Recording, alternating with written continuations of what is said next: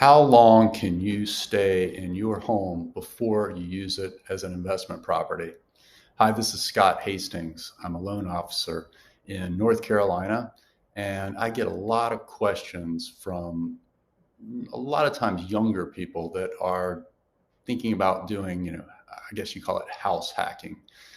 In general, what people want to do is, be able to build their real estate investment portfolio. And they want to know, well, how long do I have to live in my house before I can use it as an investment property? Well, that really depends on the type of mortgage that you get. So depending on whether you have an FHA loan, a VA loan, a USDA loan, a conventional loan, etc., that's going to determine that time period. So on an FHA loan, it states in the closing documents that you will use it as a primary residence for at least 6 months.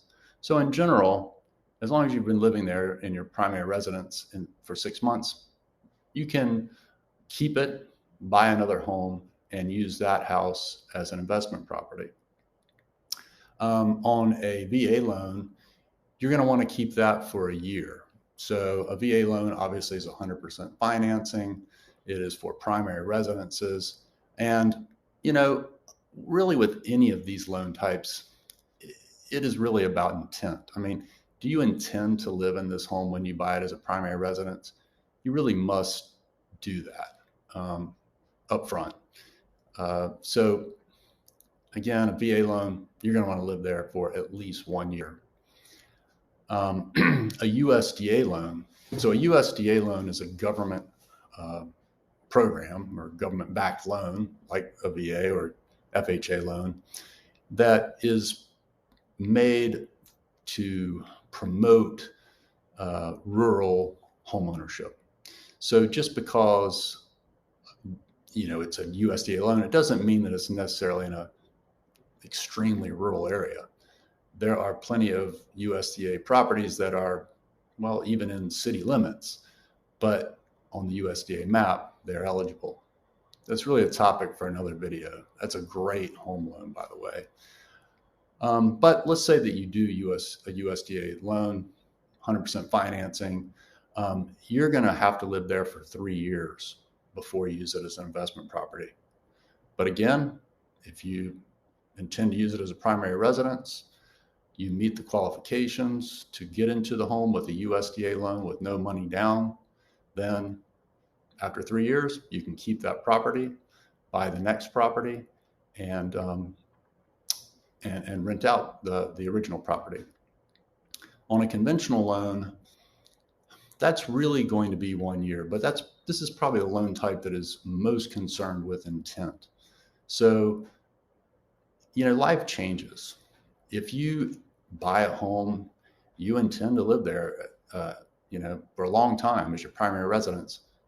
But let's just say in the first 3 months, something happens. You get laid off from your job. You get another job that's in another town, so you have to move. Well, you can move to the new town and you can buy another house and you could technically keep the original home and rent it out, use it as investment property. Or, maybe something else happens. There's a death in the family for whatever reason, you have to move on before a year's up, then that's going to be okay.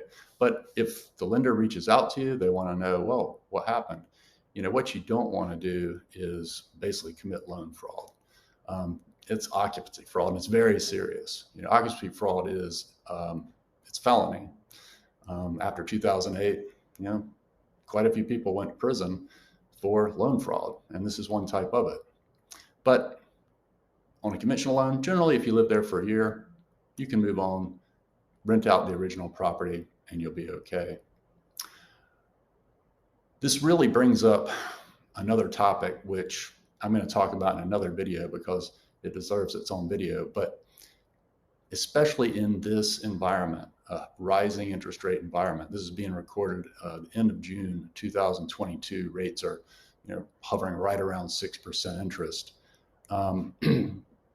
There is a technique where you can use your existing home, keep it, use rental income from it to qualify for your next loan.